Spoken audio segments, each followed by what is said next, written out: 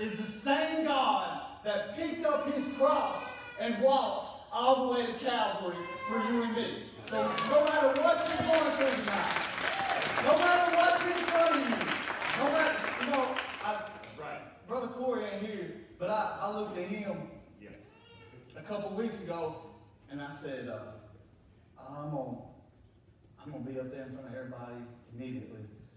The enemy started attacking. He looked at me and he said, "Devil's a liar," and just walked on. He left me standing. We got to give me something. So here's the message.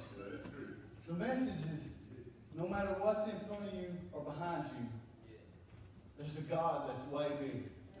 That moves mountains. That splits the sea. He died for you and me. So tonight, I want to ask you,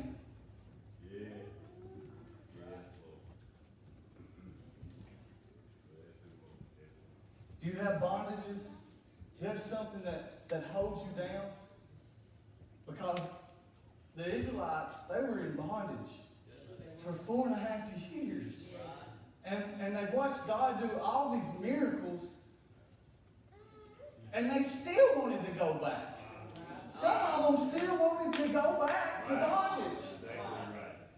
What? But then I think, you know what? I've been there. When I was 4 years old, I probably said my first cuss word. By the time I was 6, it was in my vocabulary. There's a woman here tonight that used to send me home for saying bad words. She'd call, my mom would call her and say, "What's he done now?" He said, "Well, he's cussing." By the time I was 9, the Lord had laid on me. And I can remember, praying and wanting the Lord to come into my heart. And then at that same time, at 9 years old, I started stealing my mama's cigarettes. She'd leave them in the ashtray, I'd get them and go smoke them at 9 years old. By the time I was 12, I can remember going in stores, me and a buddy, or a couple of buddies, and I can remember telling them, you talk to the cash register, the guy at the register, he'd turn around, we'd get him to turn around, we'd steal a pack of cigarettes. By the time I was 12, 13, we was stealing things that we had no business stealing. That's a bondage. That's in darkness. When you're in darkness and you're bound up and them chains are holding you down, you don't even realize it. Because you're so caught. That's what sin will do. Sin will take you and destroy you. So as we go on, I'm not going to give my whole testimony, but sometimes we develop habits and we start practicing things. And when you practice things, you get good at it.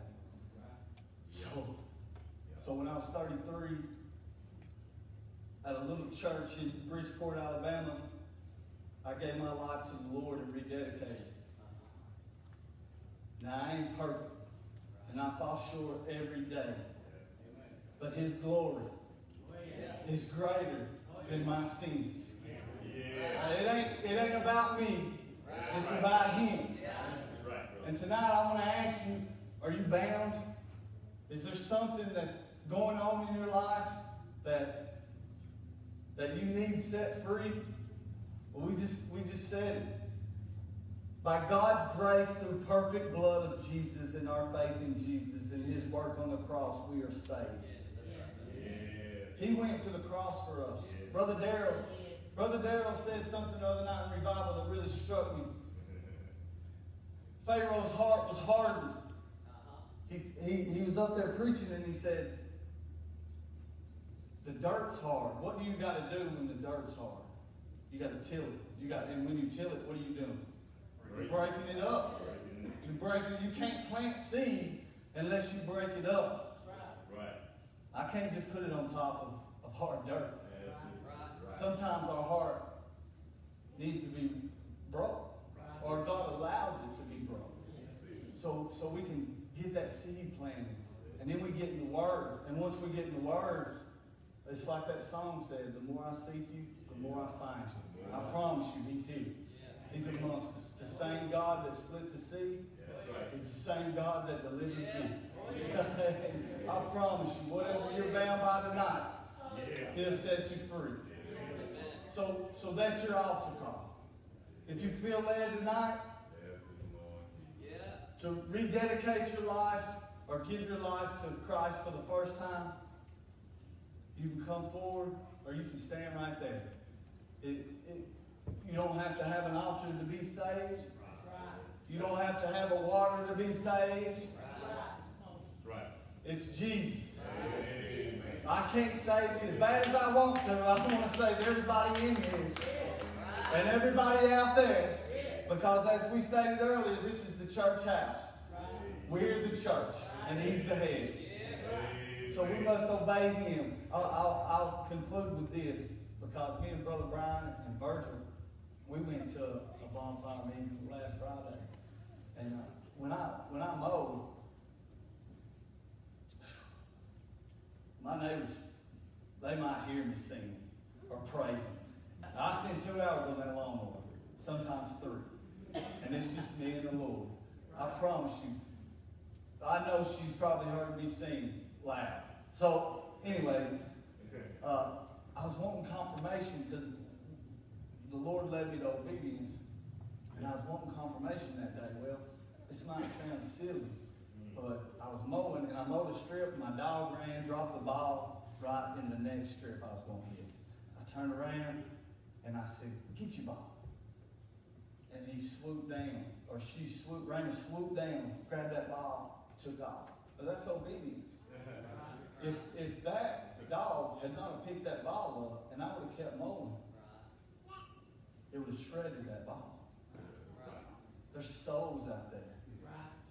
There's souls out there that need the Holy Spirit to come swoop down. He's calling us, and we must obey Him. You know, I could have came up here and conjured up something, put God in a little box over here, and gave a message that I wanted to give. But I obeyed Him. And that's what we're called to do, is obey the Lord. So tonight, if you feel led to come to the altar or stand right there, and you feel led to ask Christ to come into your life, and you need Him, I promise you, He will never forsake us. Never. If you'll stand, I'll close. Please, if you'll come. So the message is, they're standing in front of the water, and the enemy's running behind, coming to kill. The Bible says to be sober-minded, that the devil is out to destroy. And that's the truth, folks. I've been down that road. I was once drunk, but now I'm faint. I was once high, but now I'm faint. I was once blind, but now I see. And we ain't talking about physical blind. We're talking about blind, like you don't see. In darkness, you can't see what God is doing. I promise you. Sin will separate you from God. And that's what He's doing on the cross. Christ is on the cross. Why have you forsaken me? At that moment, God left you because He didn't want to see the sin. Because sin separates you. Let's bow our head and pray. Heavenly Father, I thank you for this opportunity, Lord. Although I'm a broken vessel, like Brother Mark said, you can patch me up and use me, Lord.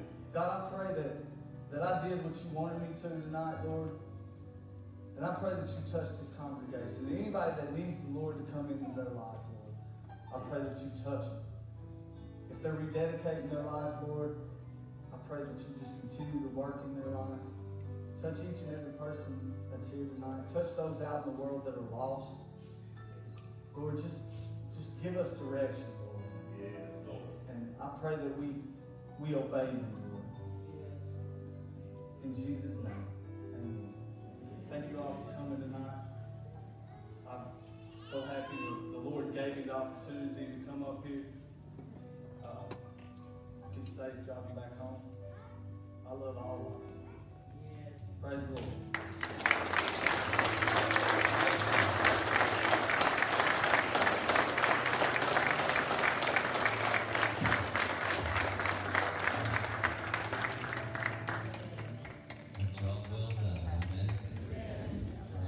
God bless you. Thank you for being here tonight. We'll see you Sunday morning, the Lord willing. If you're led to come, 11 o'clock. Just a moment. Brother Nick, he might know this, but I'd rather not say it. Brother Darrell did something last night at the revival. Brother Brian Taylor, would you mind mentioning what the pastor did last night? Yes. And it was on your behalf, Brother Nick, and he wanted that made known. And I'd like Brother Brian, if you don't mind. Yes, I want to ask him when I got here tonight, what Brother Darrell preached last night. I said, well, he did. I said, he turned it over to the Holy Spirit right at the first of the service. And I said, we had a tremendous altar call. We had several young men that really needed the Spirit of God to deliver them. But Brother Darrell, the Holy Spirit inspired him to start. It's called a tunnel. It's where Abraham walked between the two halves of the sacrifices in Genesis, and God walked before him like a lamp. But there were two lines made in the church. You had those that wanted to participate, half of them were here, and half of them were there. Then he asked those that felt inspired by the Holy Spirit to walk down through there, and everybody prayed and laid hands on those that were walking down the same. And Brother Darrell asked our good brother Clinton over here that's speaking tonight if he would stand in for Brother Nick and walk down through that line and have the whole church pray for them. And amen. And this man of God tonight, I promise you, the anointing was up on him. Amen.